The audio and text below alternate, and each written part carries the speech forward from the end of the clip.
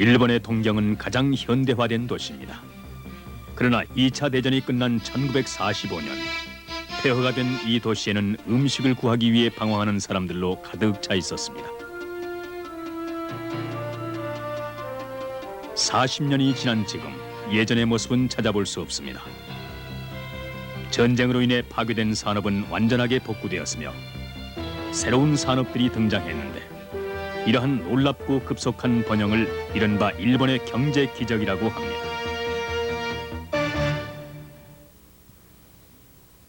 안녕하십니까. 로버트 크리스토퍼입니다. 일본 해부 경제력의 원천에서 만나게 돼서 반갑습니다. 2차 대전 후 일본이 폐허의 잿더미가 되었을 때 경제 전문가들조차 일본이 경제 대국으로 성장하리라 생각지 못했습니다. 전쟁 후 일본의 복구는 연합점령군의 더글라스 맥아더 장군의 지휘하에 시작됐으며 1960년대에 경제 붐을 이뤘고 70년대에 두 번에 걸친 석유 파동을 극복하고 누적되는 무역 마찰을 이겨냈기 때문에 오늘날 일본의 1인당 국민소득은 세계 제일입니다. 이 프로그램에선 전후 일본의 경제 성장에 대한 놀라운 역사를 알아보려 합니다. 그 놀라운 역사는 1945년 8월 동경만에 입항한 미 해군 전함의 선상에서부터 시작됩니다.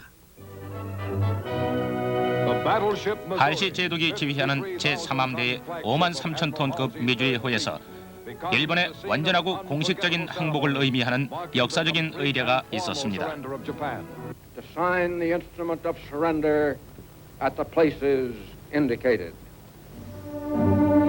시게미쭈 씨가 항복 문서가 있는 테이블로 다가옵니다. 이 극적인 사진들은 동경에서 특별히 온 뉴스릴 전쟁 기자들과 미 6 해군 카메라맨들이 찍은 것입니다.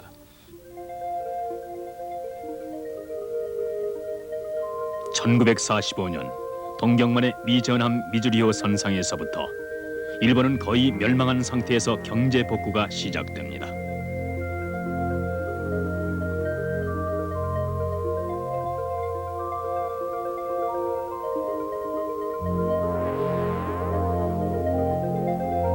연합군 지휘관인 맥아더 장군이 수송기를 타고 8월 30일 도착했습니다. 미 태평양 함대의 더글라스 맥아더 장군은 연합점령군의 최고 지휘관으로서 6년간 임무를 맡게 되었으며 연합점령군의 목표는 일본 사회의 민주화와 경제의 비군사화였습니다.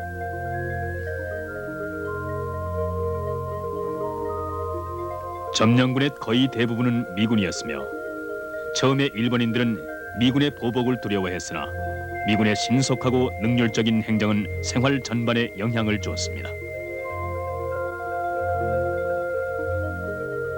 전쟁 전 일본은 사유 자동차가 거의 없었기 때문에 미군이 타고 다니는 지프는 보다 발전된 기술과 높은 생활 수준을 가진 나라의 상징이었습니다.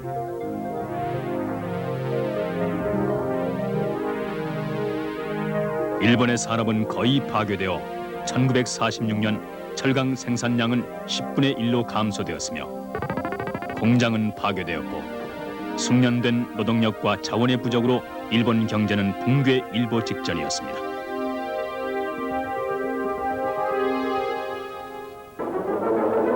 먹을 게 있나요? 매일 길거리에는 하루 종일 음식을 찾아 헤매는 사람들의 숫자가 점점 더 늘어나고 있으며 암시장에는 먹을 게 있지만 가격이 너무 비쌉니다. 밥 2그릇의 가격이 5엔, 말린 감자 몇 조각이 5엔, 그리고 빵 한 조각이 7엔씩이나 합니다. 이와 같이 전국에 걸친 부족한 식량 공급과 수송의 어려움으로 인하여 음식을 살 수 없거나 암시장에서 못 구한 사람은 풀을 먹으며 하루하루를 연명해 나가고 있습니다. 모든 대도시에선 영양 결핍이 눈에 띄게 증가했습니다. 이 어린이는 몸이 붓는 전쟁 수종으로 고통받고 있습니다.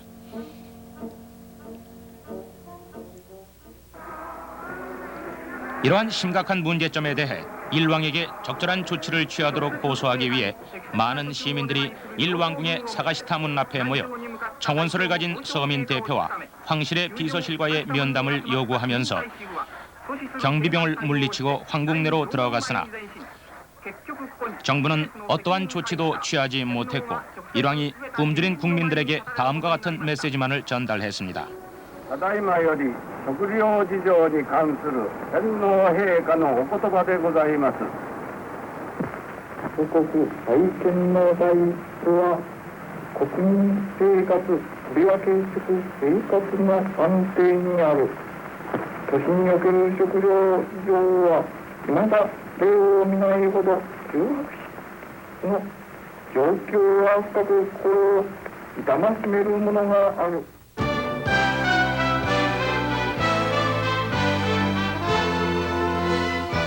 이 필름은 점령군의 정보교육국에서 제작한 것인데 일본의 전후 복구 작업을 위한 노력 중의 일환으로 여성의 투표권, 경제 분산, 토지 개혁 등의 내용을 담고 있습니다. 내용은 명료했고 일본인들에게 미국은 자유와 민주주의의 풍요로운 삶이 있는 약속된 땅으로 보여졌으며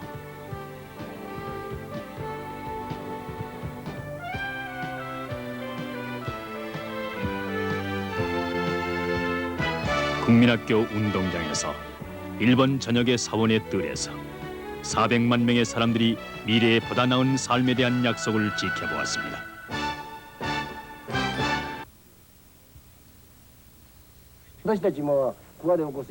우린 밭 가는데 괭이밖에 없었으나 미국인들은 기계로 농사를 짓고 있었습니다.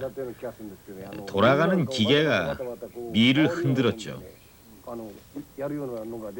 그때는 어렸을 때였지만 농부들도 기술적으로 뒤떨어졌다는 것을 이해했습니다.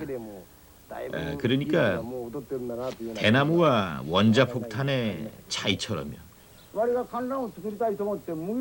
그때 일본에서는 배추를 심고 싶어도 누군가 보리를 심으라고 명령을 하면 그에 따랐으나 미국에서는 서로 의논을 하고 나서 좋아 배추를 심자라고 하면은 배추를 심었죠.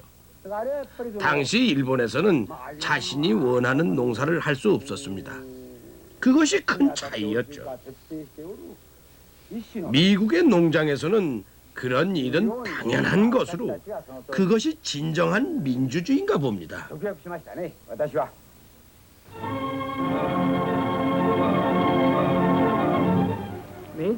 명치 유신 이후 70년 이상이나 일본의 정치 경제 구조의 핵심이 됐던 미쓰이, 미쯔비시와 다른 거대한 재벌들이 8월 8일 그룹의 해체를 위한 첫 조치를 취했습니다. 일본이 태평양 전쟁에 참여하면서부터 이들 그룹들은 공동체를 조직해서 항공, 조선, 광업 등의 중공업을 독점했으며 미국과 영국과의 전쟁에서 중요한 역할을 담당했고 또한 징집된 노동력을 활용함으로써 큰 이익을 얻었습니다. 이에 대해 메가더 장군 지휘하에 있던 이들 그룹의 해체를 위한 위원회는 10월 2일 그들에 대한 대단히 조사를 시작했고 10월 8일 아침 10시 미쓰이와 미쯔비시의 본사에서 그들이 취한 이윤의 증거인 기명 주권을 상자에 넣어서 미군과 일본 경찰의 공동 호위하에 산업은행으로 운송했습니다.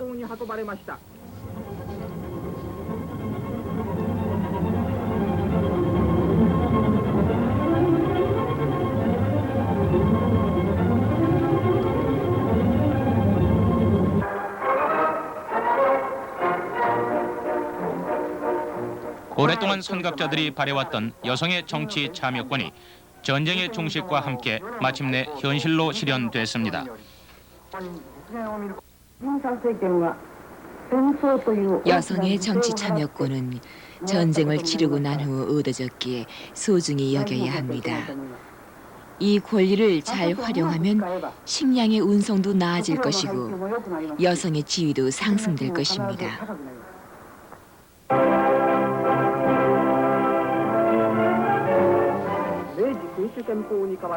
명치 헌법이 폐지되고 만들어진 새로운 헌법은 주권은 국민에게 있다고 선포했는데 이에 대해 일왕이 취임식장에서 국민들에게 연설을 하고 있습니다.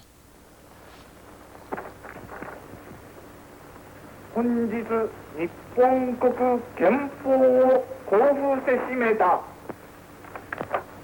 今は国民と共に全力を挙げ相携えてこの憲法を正しく運用し節度と責任と重んじ自由と平和とを愛する文化国家を建設するように努めたいと思う。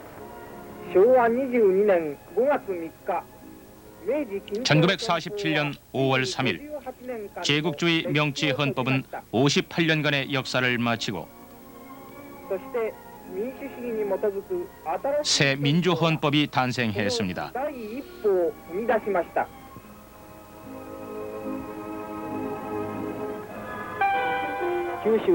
일본인에게는 신적인 존재였던 일왕이 인간적인 모습으로 전국을 돌아다니며 광산과 공장의 모습을 나타냈습니다. 전후 10년 동안 일본은 연간 10%의 경제 성장을 이룩했고 재개발 국제은행의 보조금을 받아 석탄과 철강 생산이 증가하게 됐습니다. 石炭産業は日本再建の重要な部分ですからますます努力してもらうことを希望します。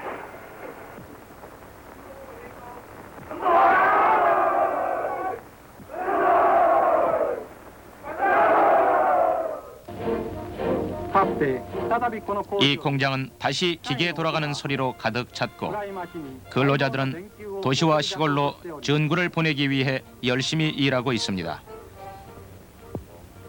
전쟁 동안 집이 많이 파괴된 지역에 신속히 주택을 보급하기 위해서 오사카의 히라노 공장은 항공 부품 생산에서 건축에 필요한 못을 생산하는 시설로 변모했습니다.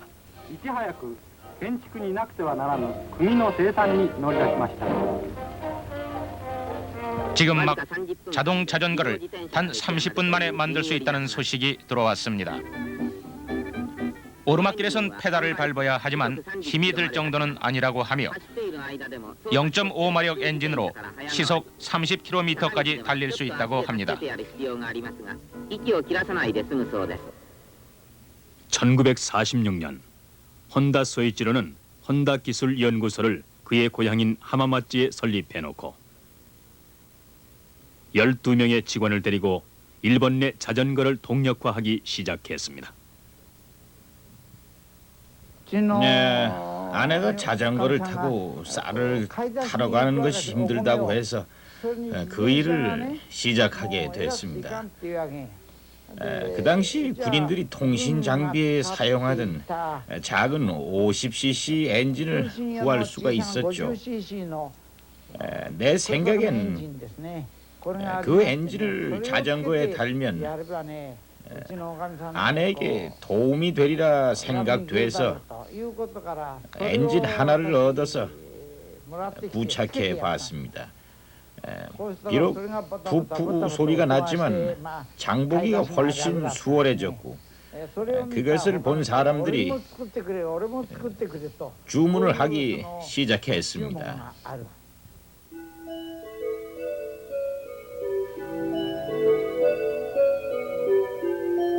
그 후 지금은 소니라고 불리는 동경통신 산업이 태어났습니다. 모리타 아키오는 이 회사의 창설자 중 한 명으로 이젠 소니의 회장이자 최고 관리자입니다. 1948년 만들어진 회사의 설립 취지서에는 기술자들의 능력을 자유로이 활용할 수 있는 이상적인 공장을 창조하기 위해 일상생활의 신기술을 활용하기 위해라고 쓰여 있습니다. 불과 40년 만에 소니사는 폭탄으로 파괴된 백화점의 한 모퉁이에 있던 작은 공장에서 일본의 86개의 공장과 25개국의 44개 지점을 가진 거대한 회사가 되었습니다.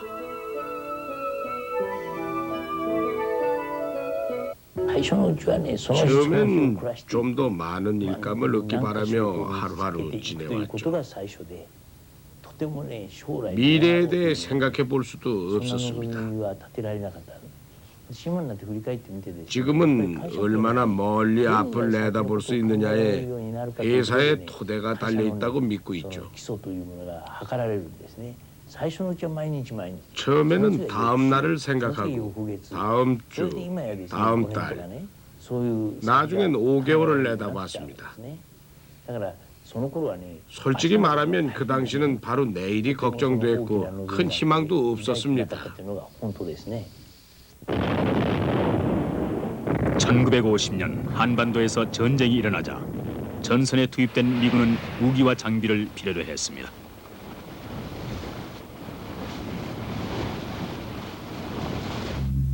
이에 따라 미국은 필요한 무기를 일본에서 생산하기 시작함으로써 일본 경제 복구에 큰 자극이 되었습니다.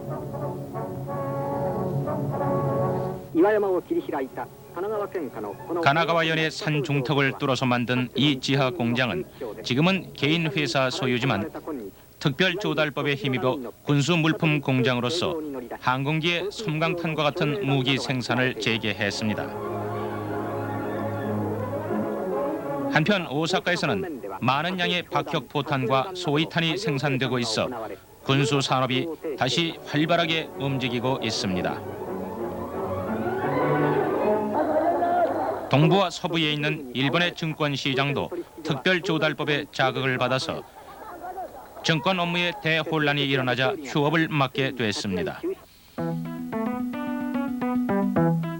한국 동란이 시작된 첫 1년 동안 미국의 특별조달법에 의해 일본은 총 해외 수입금의 4분의 1을 얻었습니다. 광업과 생산업에선 전쟁 이전의 수준을 넘어서 1955년 일본의 경제는 전후 복구 상태를 벗어나 마침내 성장 단계에 이르렀습니다.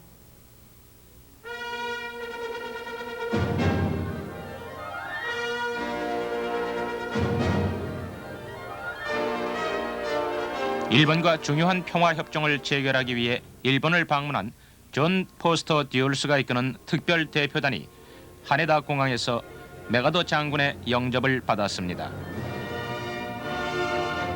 미국인들은 한국 동란으로 인해 일본이 태평양에서 강력한 민주주의 방벽을 형성할 수 있을 것이라 생각했지만 수반 조건으로 인해 일본 의회에서 논쟁이 일어났습니다. 제10회 국회가 평화협정안에 대해 논의 중입니다. 만약 우리 스스로를 방어할 의욕을 상실했다면 한 국가로서의 독립이란 상상할 수 없는 일입니다.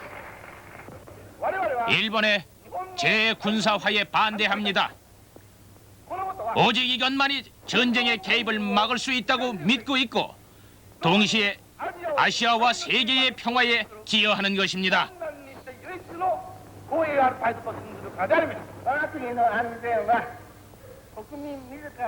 우리나라의 안전은 국민들에 의해 유지되고 강화되어야 합니다.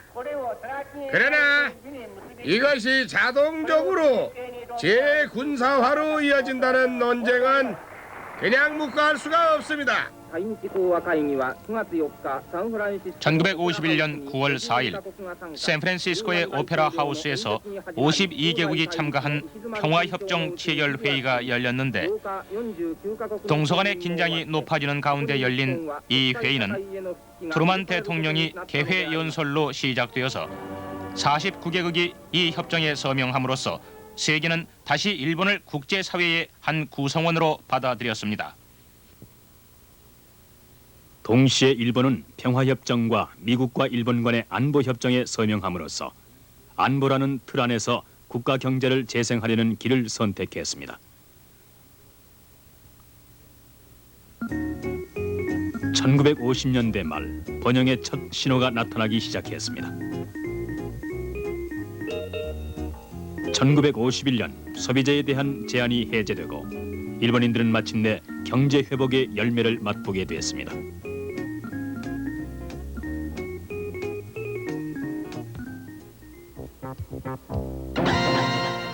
그 후 일본의 철강, 자동차 등 중공업계의 사업가들이 미국의 생산 경영 방식을 배우기 위해 미국으로 갔습니다.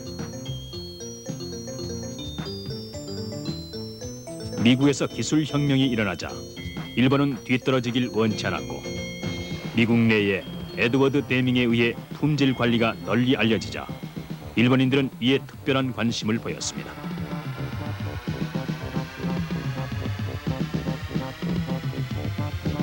전후 서방에 대한 일본의 수출은 대부분 노동 집약 상품인 모자, 샌들, 빗자루 등의 경공업 제품 등이었고 자전거와 재봉틀 등이 얼마 되지 않는 정교한 수출품 중의 하나였습니다.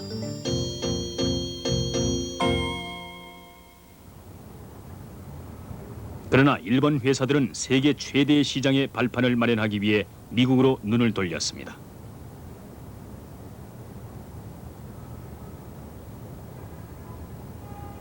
(1957년) 가전제품을 생산하는 다케모토 요시미가 뉴욕에 간 지 4년 만에 엠파이어 스테이트 빌딩 80층에 미국 내에 첫 사무실을 열게 되었습니다.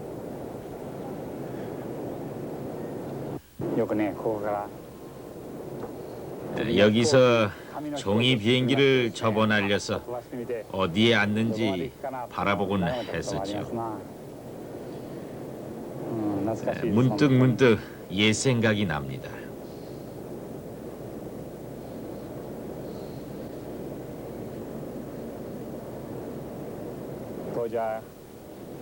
제가 일본을 떠날 때 갖고 갈 수 있는 금액이 제한돼 있어 먹는 것에 돈을 아껴야 했죠. 지하철 판매대에서 핫도그를 사 먹던 기억이 납니다. 저의 아침이자 점심이었죠. 몹시 힘들었어요.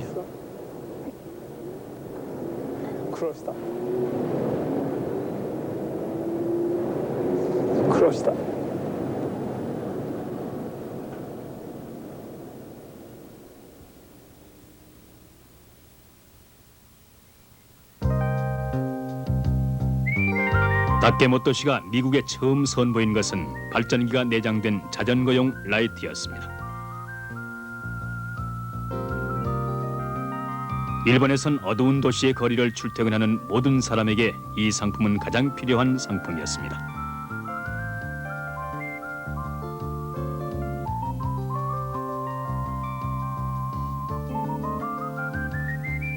또한 수출에 적합하게 작고 가볍고 포장이 쉽고 견고했습니다.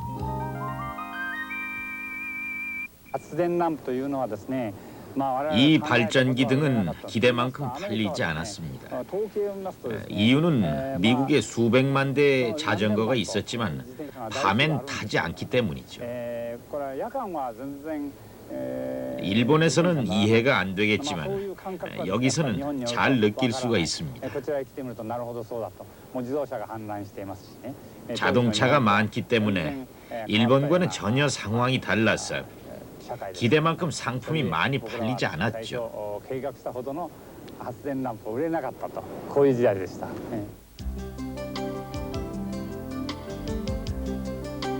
좋은 결과를 가져다준 다케모토의 다음 상품은 트랜지스터 라디오로 활동이 많은 사회를 위해 새로이 디자인된 상품이었습니다.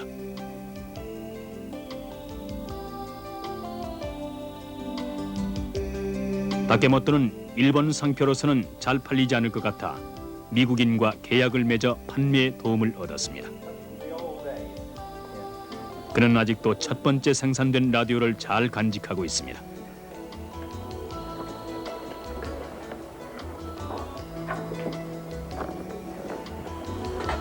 바로 이겁니다. 예, 최고의 상품이죠. 당신이 100만 대를 판매한 100만 대씩이나 100만 대 이상. 네, 맞아요. T 워드 씨가 디자인했고 채널 마스터라는 미국 상표 이름 하에 이 두 사람은 100만 대 이상의 트랜지스터 라디오를 판매했습니다. 뒷면에 메이드 인 재팬은 거의 보이지 않습니다.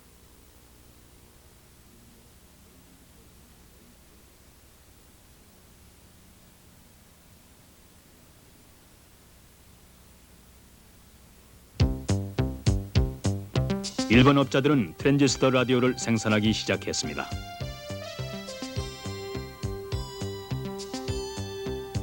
다케모토와 같은 개척자들이 후일 일본 제품이 미국의 가전제품 시장을 독점하게 되는 발판을 마련한 셈입니다.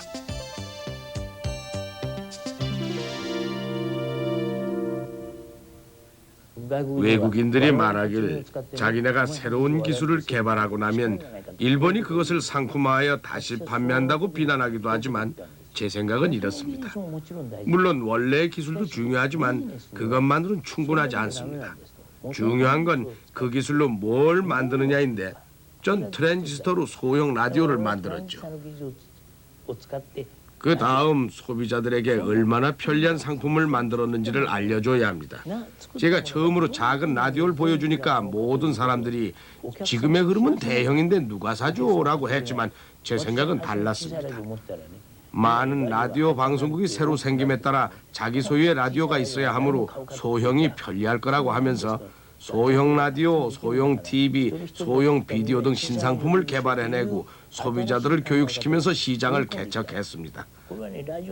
그러므로 신기술로서 성공하기 위해 필요한 것은 첫째, 상품의 디자인과 둘째, 소비자들의 교육과 셋째, 시장의 개척인데 이 세 분야에는 모두 창조성이 있어야만 성공할 수 있습니다.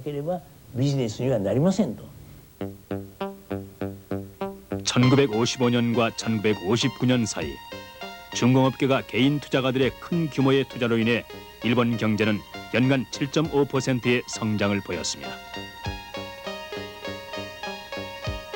따라서 일본 통산성, 즉 미티는 주력 업계를 철강과 조선에서 플라스틱, 석유화학, 자동차, 전자로 바꾸었습니다. 일본인들은 일본 경제가 회복되자 유행을 즐길 여유가 생겼습니다.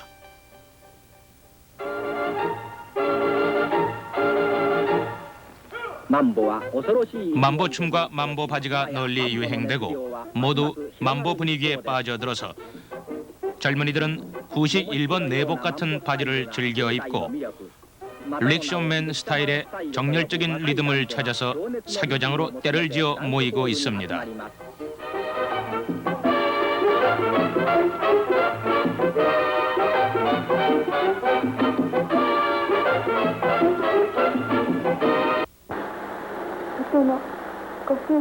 그는 성실하고 솔직해서 깊이 신뢰하고 존경하고 있습니다. 그래서 호감을 갖게 되었습니다.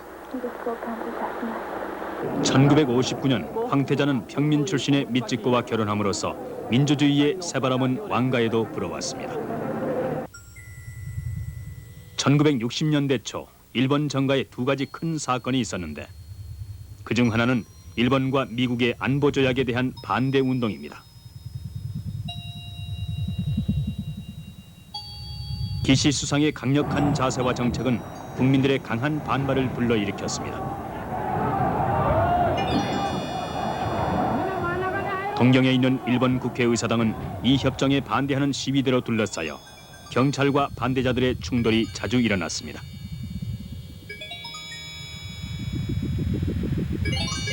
두 번째 충돌 이유는 에너지 수요의 변화 때문으로 1960년에 유류 소비가 석탄 소비를 넘어섰습니다. 석탄업은 전후 직후 일본의 경제 복구의 지주가 되어왔지만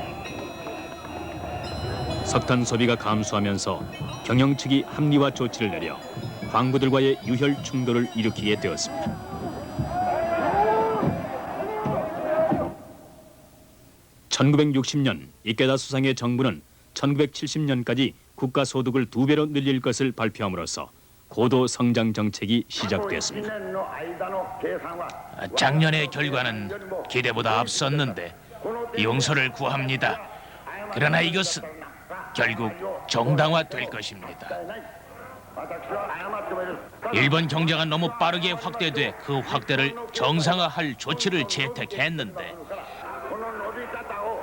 기본적으로 국가 소득 2배 증진 계획은 옳았다고 믿으며 지금도 옳고 미래를 위해서도 옳은 것입니다.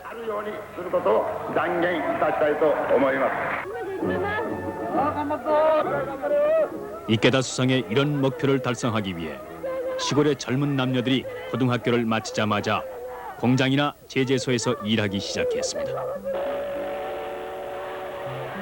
많은 사람들이 조상대대로 농사짓던 땅을 떠나 줄지어 새 일터로 향해 옵니다. 새 공장은 일본 전역의 대도시에 설립되었는데 고향에서 수백 마일이나 떨어진 곳도 있었습니다. 기차역에는 회사의 대표들이 학생들을 마중 나옵니다. 이것이 일본의 도시화의 시작입니다. 가와사키는 산업의 요지가 되었습니다. 1955년에서 1965년 사이 인구는 2배인 80만이 됐고 시골에서 온 많은 젊은이들은 값싸고 성실한 노동력을 신생 기업에게 제공했습니다. 다카시는 그런 젊은이 중에 하나입니다.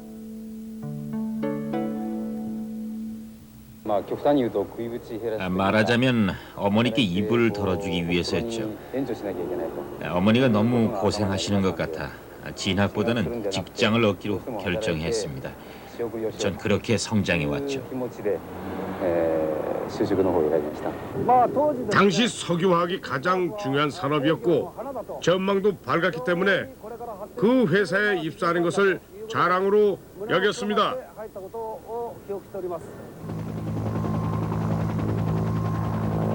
1962년에 이르러 동경의 인구는 1000만을 넘게 됐고 인구가 계속 도시로 몰리게 되자 주거 문제가 심각해졌습니다. 일본인들은 단지라고 불리우는 콘크리트 아파트로 이사하는 것을 행운이라 여겼고 이러한 단지가 곳곳에 생겨났습니다.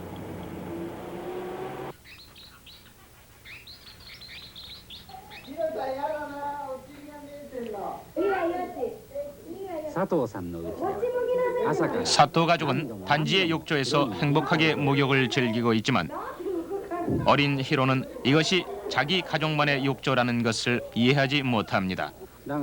아버지가 우리 집만의 욕조라고 설명하지만 목욕탕 근처에 사는 것이 좋아요라고 대답합니다. 佐藤さんが何度これはヒロちゃんのうちのお風呂だと教えても父ちゃんお風呂が近くていいねと言う 1960년대 초 일본 회사원들의 연평균 봉급은 56만 4천 엔으로 이것은 미국에 비해 3분의 1 정도의 수준이었습니다.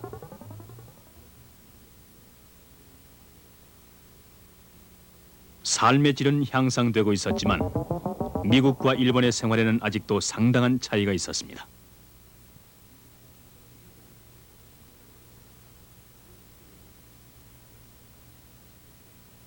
미국에서 자동차는 3명당 1대인데 이와는 대조적으로 일본에서는 78명당 1대밖에 안 되었습니다. 그러나 소비자 중심주의가 시작되었습니다.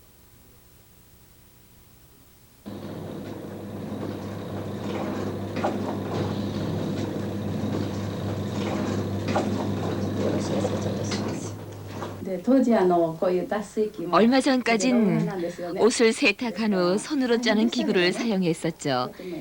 하지만 빨래판을 쓰는 것보다는 쉬웠습니다. 세탁기가 생긴 후엔 안 입는 옷도 빨려고 했죠.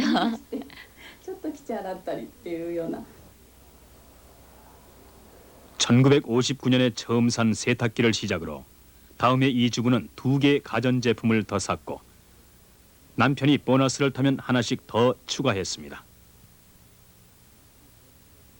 1960년에 흑백 TV, 전기솥, 스테레오, 비디오, 주스기와 라디오, 녹음기를 구입해서 가전제품으로 집이 가득 찼지만 지금도 에어컨디셔너를 사기 위해 저축 중입니다.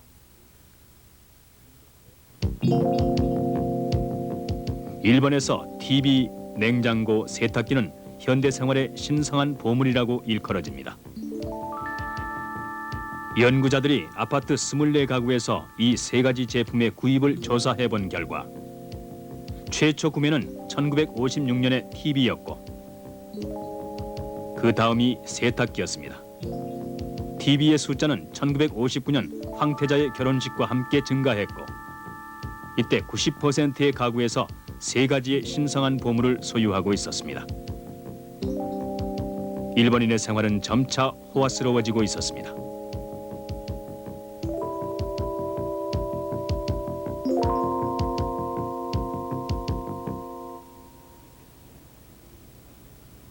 이케다 하야토는 저자세의 수상이라 불리우며 정치적 대립을 피하고 능숙하게 일본의 힘을 국가소득 2배 증진화에 모았습니다. 이케다의 경제정책 고문단을 목요일 클럽이라고 하는데 주요 인물은 경제학자인 시모무라 오사무로서 재무부 장관을 지냈었습니다. 시모무라는 경제를 8개 분야로 나누고 수상이 원하는 경제 성장을 이룰 방법을 계획했었습니다.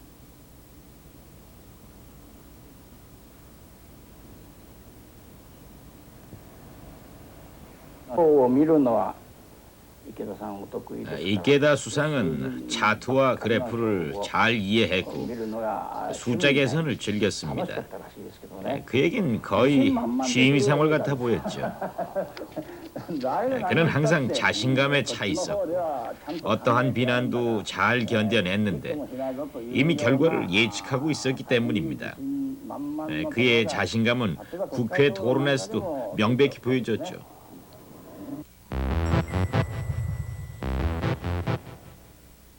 동경시는 놀랍게 변모하고 있었지만 도로와 내부 구조는 전쟁 전의 상태와 별 다름이 없었습니다.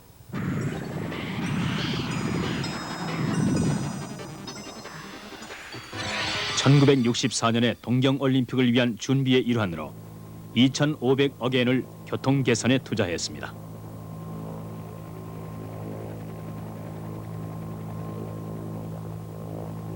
그리고 마침내 오랫동안 바래왔었던 신간선 탄환열차가 첫 선을 보이게 됐습니다.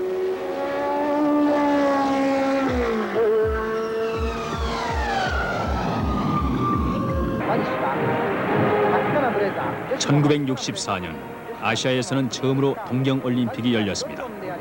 이 경기는 원래 일본이 1940년에 유치하기로 한 것이었으나 전쟁이 일어나면서 취소됐던 것으로 전쟁이 끝난 19년 후 다시 올림픽을 유치하게 되면서 일본이 다시 국제 무대에 등장하는 상징으로 보여졌습니다.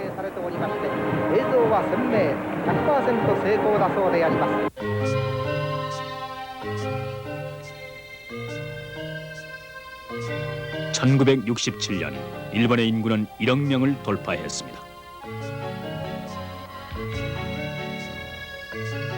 1960년대 중반 일본은 서서히 외환에 대한 제한을 감소시키는 반면 수입 장벽을 허물고 자본 투자에 대한 규정을 완화하기 시작하면서 국제적인 경쟁력은 향상되고 국제 수지 면에서 흑자로 들어섰습니다.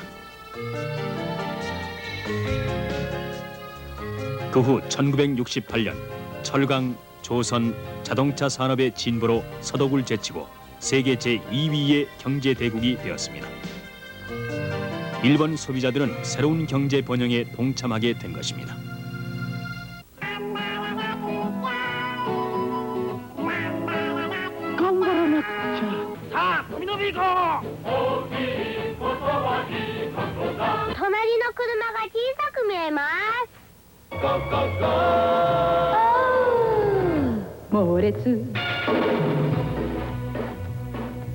일동 집합!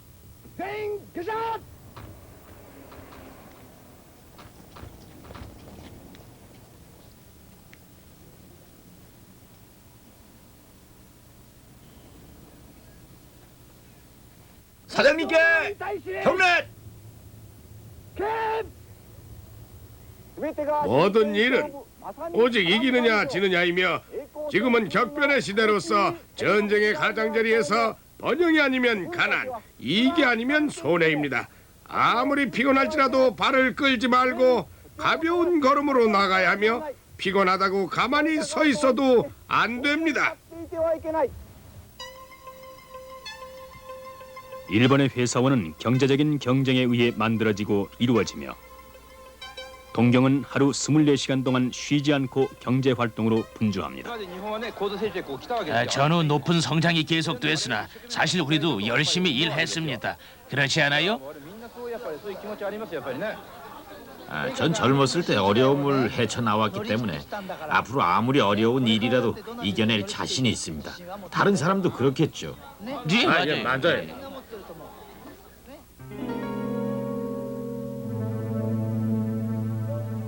1960년대 중반 일본 경제의 급속적 확대에 따른 부작용으로 공기, 수질, 소음 공해가 사회적 환경에 큰 문제로 대두됐습니다.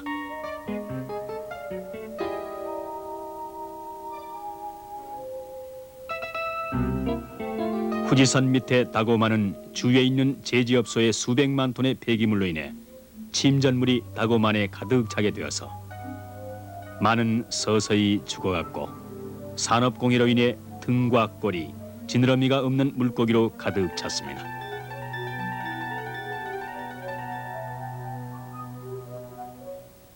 카드뮴은 뼈에 칼슘에 영향을 주며 중독 환자는 통증을 느끼고 허약해져 마침내 죽게 됩니다. 일본에서 130명 이상이 이에 의해 희생되어서 세계 최초의 카드뮴 중독 희생자들이 생겨났습니다. 이로 인해 일본에는 강력한 환경법이 필요하게 됐으며 해안에 있는 한 도시의 이름을 딴 미나마타 병은 환경오염의 최악의 결과로서 항구에 버려진 수은에 중독되어 많은 주민이 죽었는데 이 환경오염으로 인한 중독으로 모두 903명이 죽었습니다.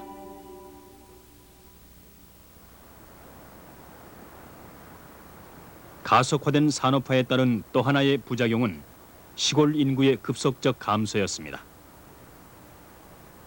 일본 전역에 1년 중 몇 개월 동안 도시에 나가 일하는 사람들의 숫자가 100만에 이르게 되자 자연적으로 전 가족이 모두 도시로 이동하기 시작했습니다.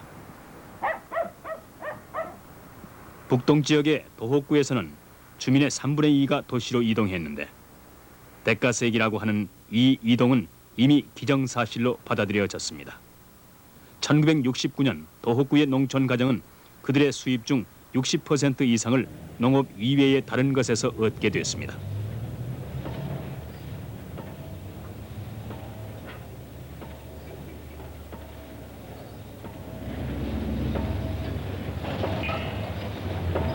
대부분의 시골 출신 노동자들은 도로, 지하철, 고층 건물 등을 만드는 건설업계에서 일했습니다.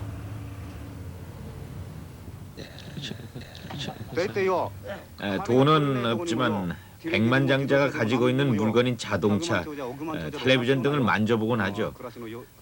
물론 그걸 갖고 싶습니다. 우스운 얘기 같지만요. 이러한 물건들을 농부들에겐 팔지 마십시오. 말하자면은 사려고 해도 못 사게 해달라는 것이죠. そういうものを売んねえようにしてくれって言うんだよな、本当はな。そうすると買えなくても買えねえから。 아, 아내를 꼭 안아주고 싶습니다. 그래서 결혼을 했죠. 평범한 남편과 아내로서 살고 싶습니다. 그래서 여름에는 쉬지 않고 일을 열심히 해서 저축을 하지요. 그렇지 않으면 돈을 모을 수가 없어요. 모을 수가 없다고요.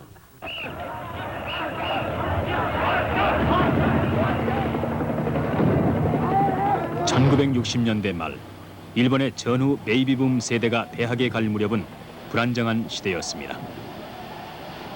일본의 젊은이들은 그들의 부모 세대가 이룩한 세계에 대해서 반항을 하기 시작했습니다.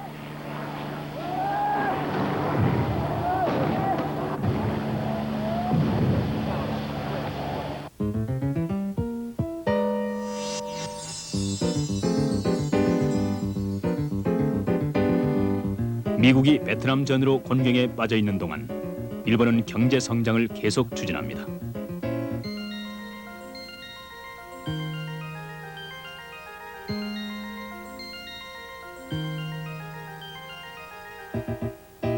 (1969년) 일본의 수출은 호황을 누렸고 수출 분야는 경공업뿐만 아니라 조선, TV, 전자, 사진기구로 퍼졌습니다.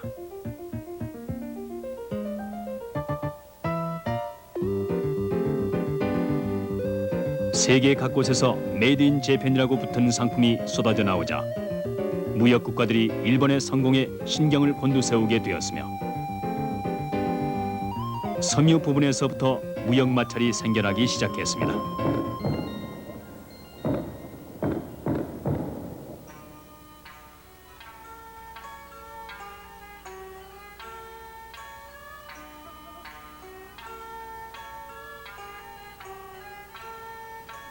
일본의 오키나와 섬은 미국에 의해 점령되었으나 사또 에이사쿠 수상은 외교 임무로 오키나와의 반환을 요구했습니다.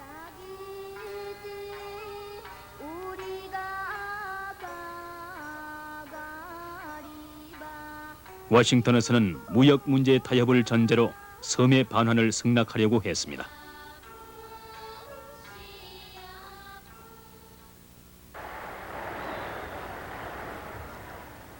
오키나와가 미국으로부터 일본에 반환되지 않고서는 일본의 전후 시대는 결코 끝나지 않을 것입니다.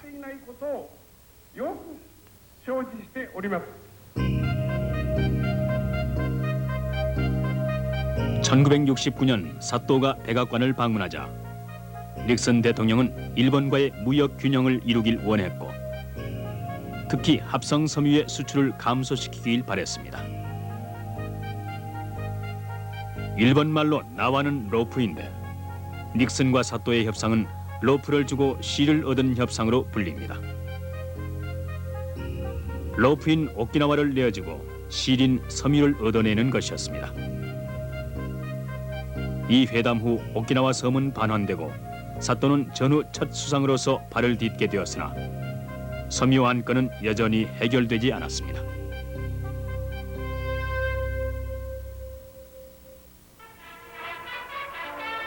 (1970년) 오사카의 만국 박람회입니다.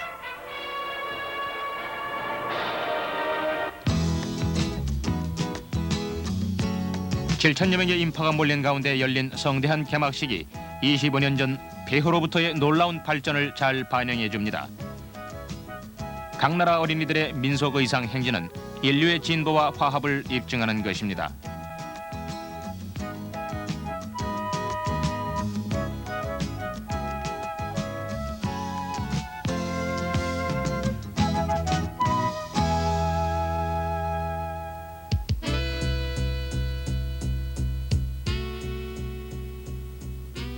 일본의 대미 수출은 계속 증가해서 1970년 미국으로 50%가 증가된 40만 대의 자동차를 수출하게 됐으며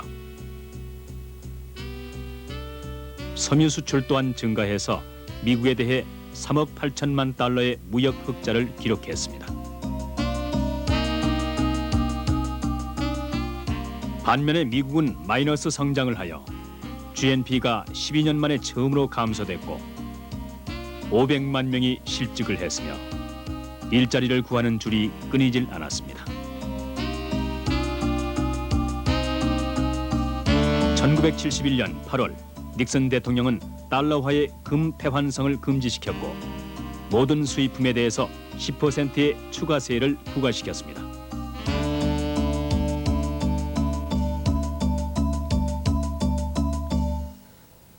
지금은 새로운 경제 정책을 펼 시기입니다.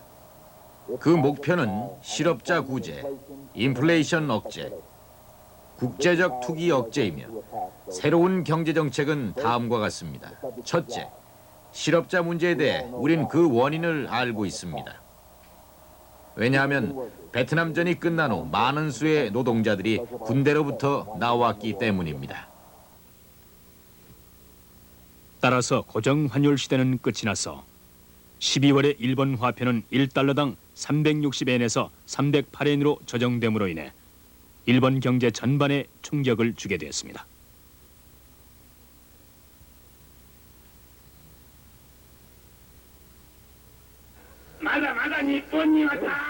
일본에는 아직도 많은 땅이 있고 우리가 신간선, 고속도로, 비행기로 그곳에 갈 수 있다면 큰 문제가 될 게 없습니다. 하루 종일 성냥갑 같은 빌딩 내에서 아침부터 밤까지 지내는 것만이 삶이 아닙니다. 우리 주위에 나무가 있다면 얼마나 좋겠습니까? 그래서 일본 군도를 재형성하는 작업을 시작하게 됐습니다. 다나카 가쿠에이 수상이 추진한 일본 군도의 재형성 계획은 도시의 혼잡함을 덜고 시골의 개발을 유도하려는 의도였으나 그의 정책은 토지 투기와 인플레이션을 야기시켰습니다.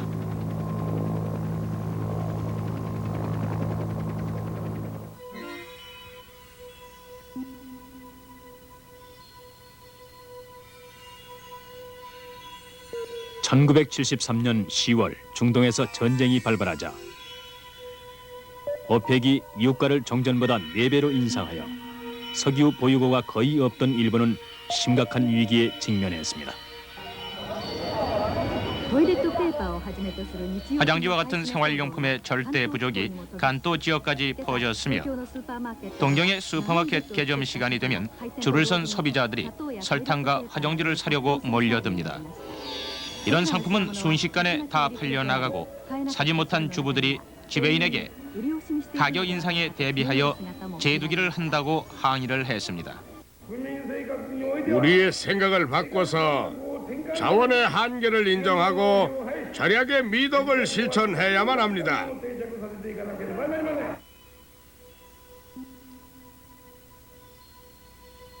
흔히 일본을 가리켜 기름의 바다에 떠 있는 섬이라고 합니다.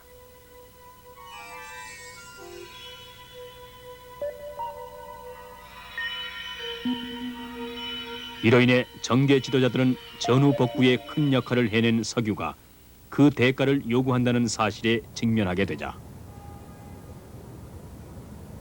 앞으로의 지속적인 석유 공급을 확인하기 위해 특사를 중동으로 보냈습니다.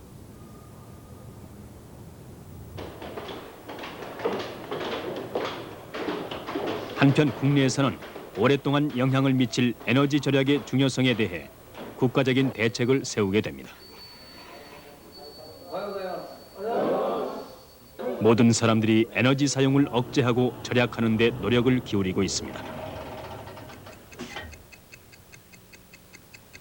29초, 30초였는데 얼마나 절약했습니까? 약 15cc를 절약해서 15엔을 절약한 셈입니다.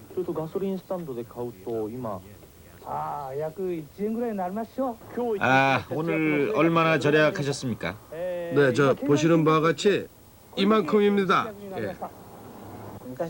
옛날에는 그 에너지가 없인 무엇도 할 수 없다고 생각을 했었지만 지금은 그 절약에 힘을 써서 이제 일본의 에너지 절약 정책은 세계적인 위치에 와 있습니다.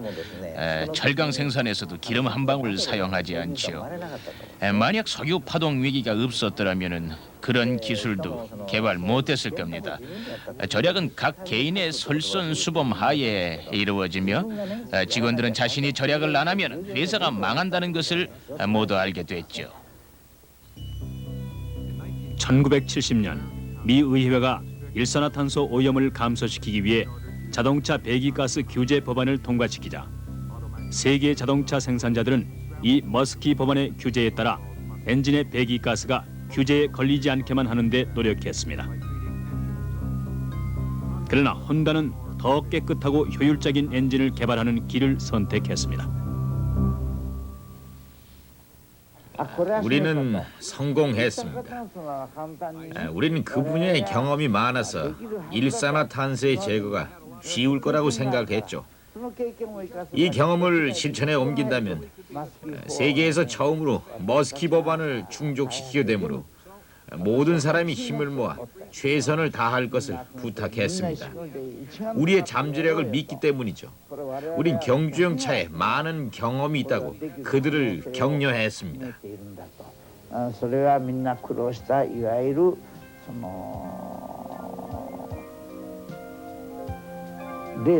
그 결과는 바로 EVCC 엔진으로 세계 최초의 저공해 자동차 엔진이었습니다.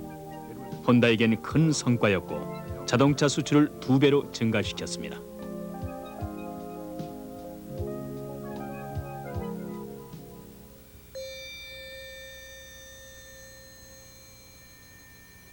또한 일본은 석유 위기에 대한 주요 대처 방안으로 직접 회로, 즉 IC의 사용을 보급시키기 시작해 일본 산업에 크게 도움을 주었습니다. IC를 사용하여 자동화하면 석유 위기를 이겨낼 수 있다라고 회사 표를 만들고 석유의 낭비는 국가에 무서운 결과를 초래한다고 했습니다.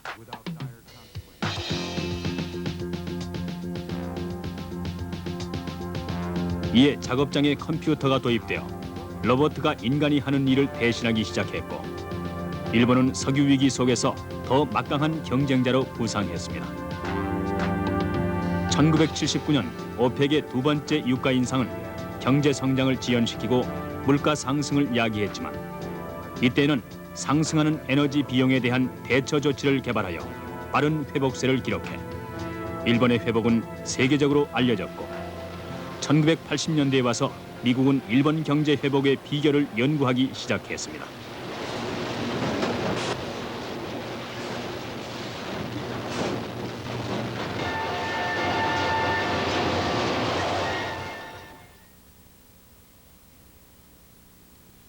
미 대통령 보고서에 의하면 1960년에서 1983년 사이 미국의 생산성은 1.2%만 증가한 반면 같은 기간에 일본은 5.9%를 기록했습니다. 또한 로봇 분야에서도 일본은 다른 국가를 앞질렀습니다. 일본의 생산 라인에는 10,000명당 25대 로봇을 투여했는데 이는 미국과 서독에 비해 5배나 높은 것입니다.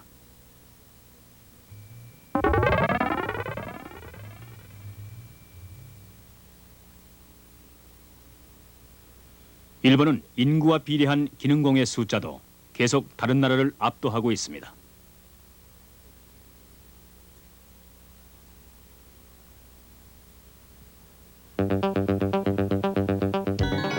미국은 1986년 500억 불의 무역 적자를 보자 불공정한 무역 관리에 대해 보복하겠다고 협박했습니다. 500억 불을 점차 400억, 300억, 그리고 200억으로 줄여야 하는데 일본 업계가 적응할 수 있고 압력을 덜어줄 수 있도록 점진적이고도 순차적인 방법으로 해야겠죠. 1986년 일본 엔화의 가치가 1달러당 260엔에서 150엔으로 50%나 절상되어 이 엔고 쇼크가 최근 일본 경제의 큰 문제점이 됐습니다.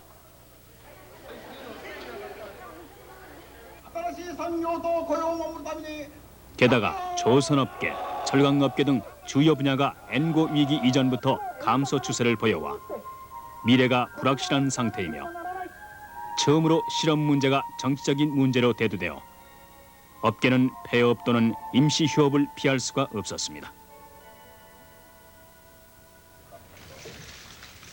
1986년 4월 일본 은행의 전 행장이 위원장을 맡고 있는 마에카와 위원회는 엄청난 흑자를 감소시키는 목표를 세우라고 정부에게 촉구했습니다.